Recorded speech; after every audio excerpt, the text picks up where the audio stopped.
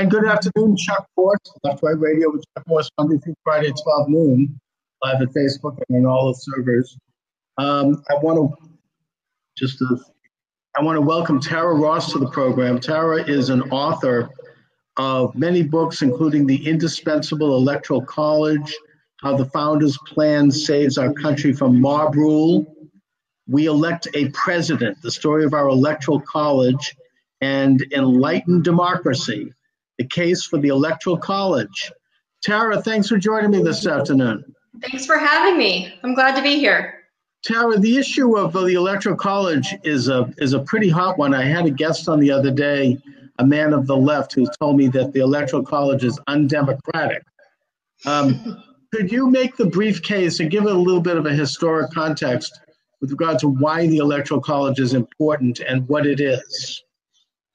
Well, I think the Electoral College is really misunderstood. People have this idea in their heads that we just created the Electoral College because we didn't have the internet and we didn't have airplanes and we didn't have kind of the modern conveniences of travel and communication. Nothing could be further from the truth.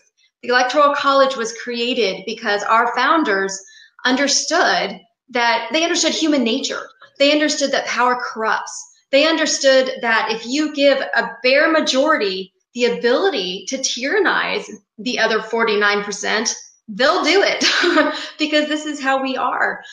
They, by the way, thought that of themselves. You have to remember, there's a historian named Carol Birkin that makes a very interesting point. She says, the founders were sitting in this room. They were the most likely men to be senator and United States president. And they sat there and debated how to put checks upon themselves because they didn't even trust themselves. They understood, we joke around about our congressmen going up and drinking the Kool-Aid for too long and how they're never quite as good after 20 or 30 years as they were in the first couple of years. The founders understood all of this. And so they created many checks and balances in our Constitution, separation of powers, division of power between state and federal governments, presidential vetoes, supermajority requirements to amend the Constitution. The Electoral College is one of these safeguards intended to protect us. I think you make the case quite well in that the Electoral College is part of the system of checks and balances. It's essentially allows for the direct election of a president, but it diffuses the power to do so amongst all the states. It doesn't just reside with the most populous state. I mean, in other words, you have a system where Alaska, small states like Vermont, Arkansas, they have an equal say in who the president is with New York and California because of the delegate system and the electoral system.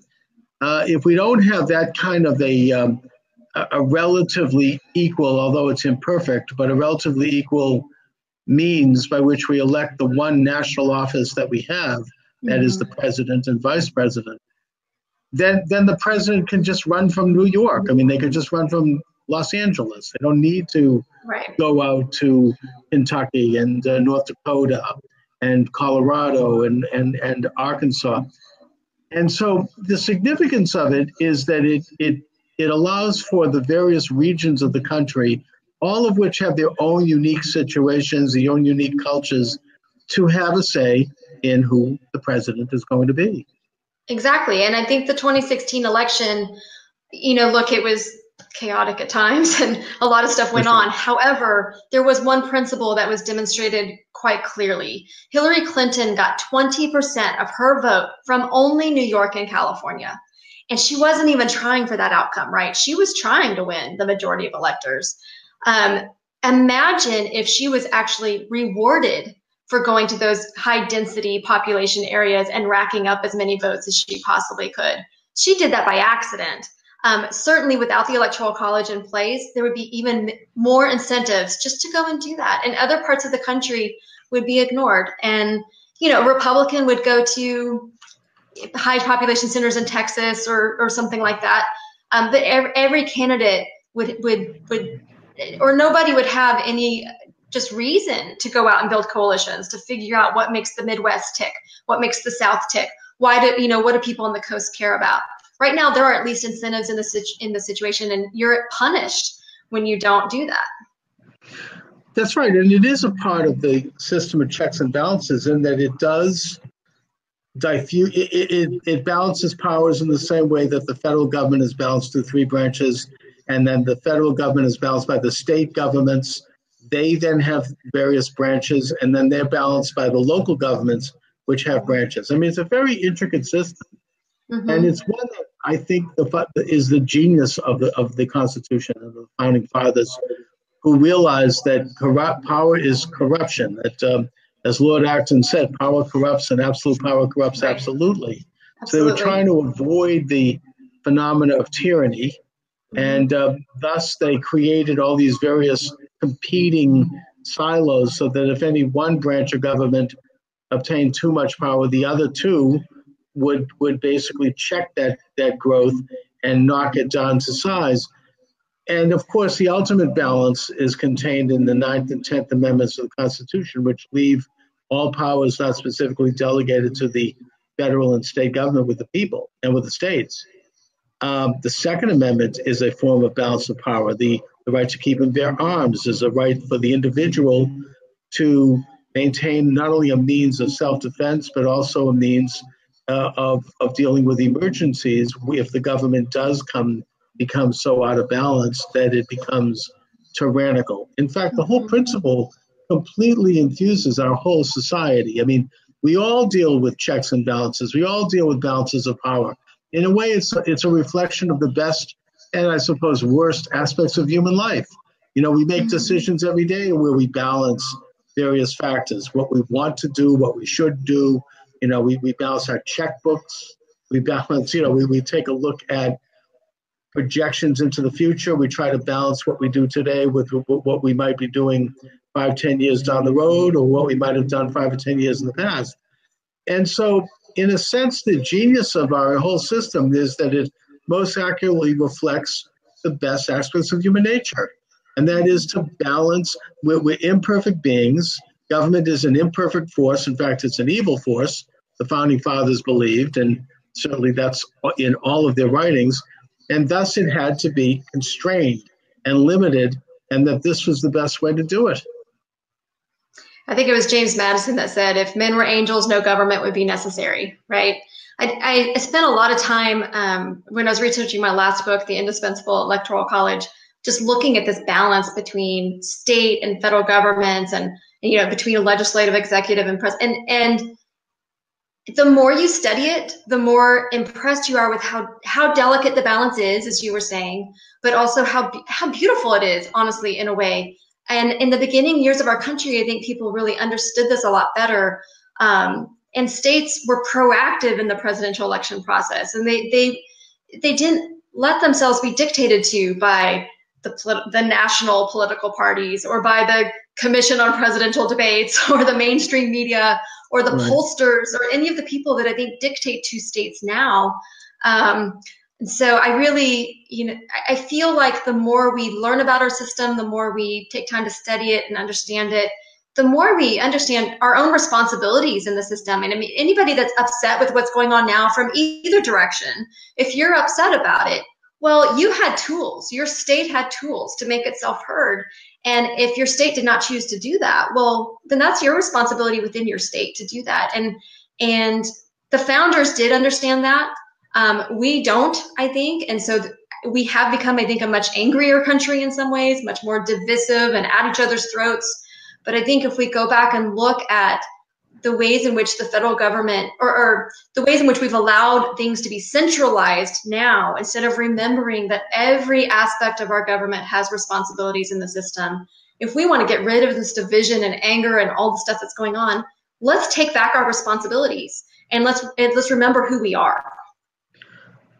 Amazing. I couldn't agree more. I mean, the whole concept you're describing is the idea of subsidiarity, which is it's actually described best by right here in Massachusetts, our former Speaker of the House, Tip O'Neill, in his political book, where he made the comment, "All power is local," and that the more local the more local the government, the more powerful, because that's where you live. That government Right. directly affects your life.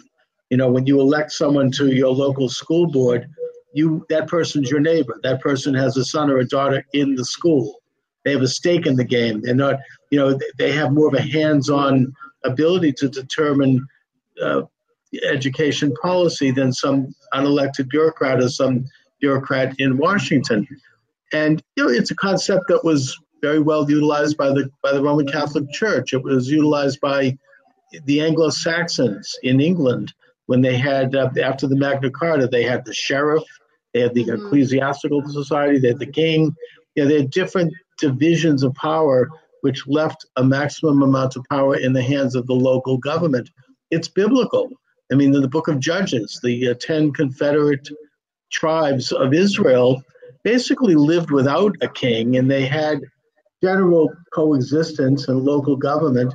And then when the people went to the prophet Samuel and said, "Give us a king," Samuel delivered an incredible speech that really should be read, where he warns them. He says, if you want a king and you want to have a big government, they're going to they're going to prostitute your daughters and send your sons out to war, and they're going to do this, they're going to do that. He goes on and on. It's a brilliant speech. And it's a concept that, again, it reflects the best aspects of human nature, that if you have local government making the big decisions on social policy, then left, right, or center, you're going to be a lot better off. I mean, you could have a state like Utah is dry. They don't have alcohol because that's the will of the people of that state. They elect legislatures that vote to ban alcohol. But then you have a state like Nevada where they have legal prostitution, legal gambling, right? I mean, that's the will of the people of Nevada. So it's a much more, people on the left like to complain about democracy.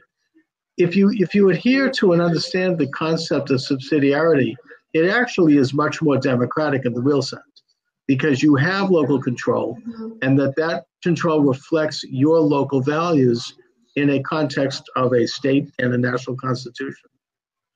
I mean, I think that's right. And I think people just get this idea in their head, like we're going to come up with some idealistic where the majority of us agree and we're just going to do what the majority thinks and we'll have pure democracy all the time.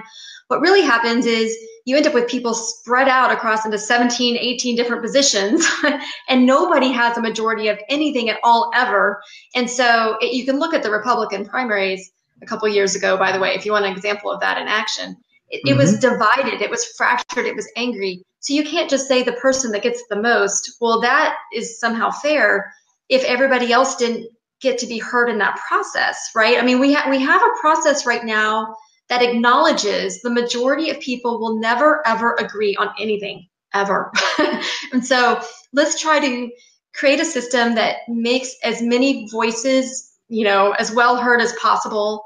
And we will probably not end up with a situation that, look, I think in presidential elections, we hardly ever get everybody's first choice or a majority's first choice or even a large plurality's first choice. But I think we usually come up with a good second place winner, a good compromise candidate that incorporates as many values as possible. And I think that when you live in a country as big and diverse as ours, that's about the best you can hope for. Pure democracy is not going to take you there. Pure democracy is going to take you to a place where 10% told the other 90% what to do because they got more than the next 9%. Well, as you accurately say, Tara, it's mob rule. It's right in the title of your book. And even the Greek philosophers like Plato and Aristotle were against it. But yet that was the ancient Greek system. And in the American system, in the formal sense, we actually protect the rights of the minority, not the majority. We protect the most vulnerable people, the people that aren't going to be the majority. And obviously the most vulnerable of all minorities is the person, the single individual. Their rights are protected against the mob. So, people who talk about, quote, democracy, I mean, that was something that the founding generation hated. And that, we have democratic principles, but they're put into a very restrained context. And that the United States is not a democracy. The United States is a republic. It is for the republic for which we stand, not the democracy. So, we should understand why that's significant, why that's actually a better and more fair system, and that why that system has brought us the most successful and prosperous civilization ever in history. Right. I agree. I mean, the very simple analogy for what you just said that you've probably heard before is pure democracy is two wolves and a lamb voting on what's for dinner, right? And the lamb doesn't feel good about itself just because it got a chance to vote. If we have a system that protects the lamb is probably not going to win all the, lots of votes, but it won't get eaten. So, and that was good.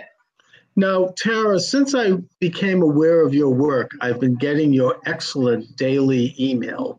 Oh, thank you. Yeah, it's really, really good. So, I mean, it's you get into various historical, history situations, and you put it into a really good context. You kind of write it in a way that it makes me understand. It's like a bell goes off. Aha, this is why this is relevant, right? Thank you. And I urge my listeners to apply for this because, to understand American history, to understand history anyway, is a way of understanding the world today. It's a way of understanding how things actually work. And you go into some great and colorful stories. I mean, you talked about recently the impeachment of Andrew Johnson. You tie it into anniversaries, which I think is very interesting and very well done.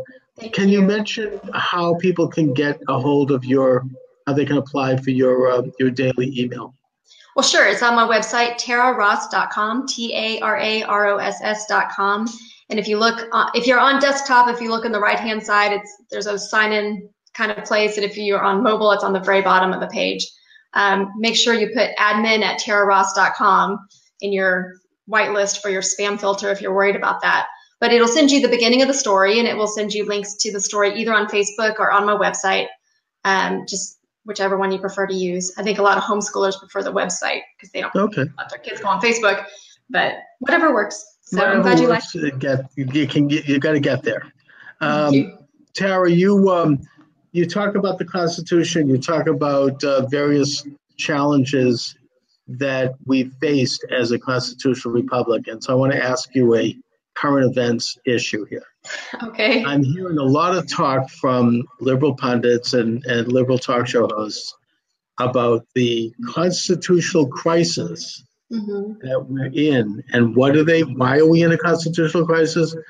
Because President Trump might fire Bob Mueller and he might fire Jeff Sessions and the Justice Department.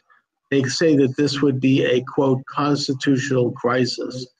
Why do they say, I mean, to my way of thinking, this shows the Constitution's working, but why do they say this? So if you don't mind, I'm going to just defer on that. And I've been trying to stay out of politics on my page.